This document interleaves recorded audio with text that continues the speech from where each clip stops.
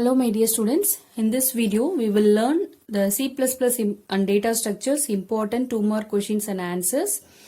First we will see the important questions in C++. The first question is, what is object oriented programming? Object oriented programming as an approach that provides a way of modularizing programs. We can create modules by creating partitioned memory area for both data and functions that can be used as template for creating copies of such modules on demand. In object-oriented programming, we split the program into objects and the objects are tied with the data and programs. You will see the detailed explanation of this question in my object-oriented programming video. Please see the video for more details. The second question is, what are the basic concepts of OOPS? Some of the concepts are objects, classes, data abstraction and encapsulation, inheritance, polymorphism, dynamic binding and message passing. Each and every details are detailedly explained in my video, object-oriented programming video. Please see that video. What are the basic concepts? This is a simple 2-mark question. Then you can list the concepts only. Okay, the next question is, write down the applications of object-oriented programming. Applications mean in what are the fields we are going to apply the object-oriented programming concepts. Real-time systems, simulation and modeling, object-oriented databases, hypertext, hypermedia and expert text, artificial intelligence and expert systems, neural networks and parallel programming, decision support and office automation systems, SIM, CAM and CAD system, computer-aided machine, manufacturing, computer-aided design. These are the some of the areas. These are some of the areas where we can apply object-oriented programming concepts extensively. In more fields are there. For 2-mark question, it is enough for writing. Then, what are the advantages of object-oriented programming? The main advantage is emphasis on data rather than procedure. We are giving more importance. We are giving more importance to the data in object-oriented programming. Data is the critical element in OOP. Programs are divided into object. Data is hidden and cannot be accessed by external functions. This is the main advantage. Data is hidden. The outside sources cannot access the data very easily. New data and functions can be easily added whenever necessary. Follows bottom-up approach in program design. These are the advantages of object-oriented programming. The next question, list a few languages that support OOP concept. We know C++ is an object-oriented programming. C++, Smalltalk, Object, Pascal, .NET, Java, Python. In recent days, most of the languages follow object-oriented programming concept. For 2-mark question, you can write some of them. Okay. Then the next question is identifiers. Identifiers, variables, constants, keywords, tokens are the programming language questions. They are common in every programming language. In C++, define identifiers. It is not specifically related to C++. It is common to all the programming language. For in C, C++, Java, in every language, you will see this question. Identifiers refer to the names of variables, functions, arrays, classes, etc. created by programmer.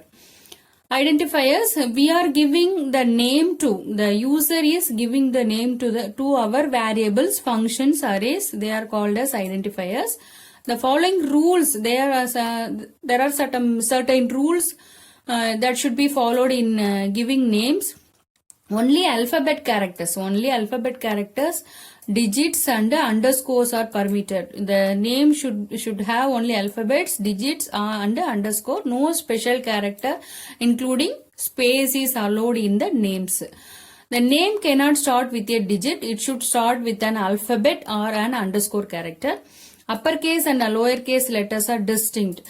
C++ is a case sensitive language, so we should differentiate the lowercase and uppercase letters. A declared keyword cannot be used as a variable name. Keywords are reserved words, so we should not use the keywords as identifier names. Okay, the next question, what is a constant?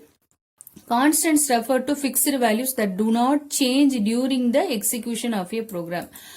In mathematics, we crossed pi value. Pi value 22 by 7 or 3.14, that value never change. In the same way, we can create our own constants in C++. Some constants in C++ are integers, characters, floating point numbers and string. Some of the examples are here. Decimal integer, floating point integer, octal integer, hexadecimal, string, character, they are some examples. But we should declare the constants with a keyword const, C-O-N-S-T, and a data type variable name. We should, if we declare the variable as constants, that value never change during the execution of a program. Then the next question, what is a variable? How do you declare variables in C++? Variable contain the values that can be changed during the execution of a program. Variables contain the value that can be changed during the execution of a program. In contrast to constants, variables, the values will be changed. Every C++ variable must be declared before using it in a program. We should declare a variable before using it in a program. The syntax is data type and variable list. Here examples are there. Integer a comma b. The a comma b are integer variables. Float xy. Xy are floating point variables. Character name. Name is a string value. Then in this manner we should declare the variables in C++. The next question is what are keywords? Keywords are explicitly reserved identifiers and cannot be used as names for the program variables or other user-defined program elements. Keywords are reserved words. Keywords are reserved words, so we should not use them in our program as identifiers. Some of the keywords are int, char, float, double, cin, cout. They are simple examples. Many keywords are there. We should not use these words for our own variables or functions. Next one, what are tokens? Tokens, the smallest individual units in a program are known as tokens. C++ has the following tokens: keywords, identifiers, constants, strings, operators. In C also you have seen the tokens. In many programming, in all the programming language, these are the basic words. These are the basic terms. So it is common to C++ also.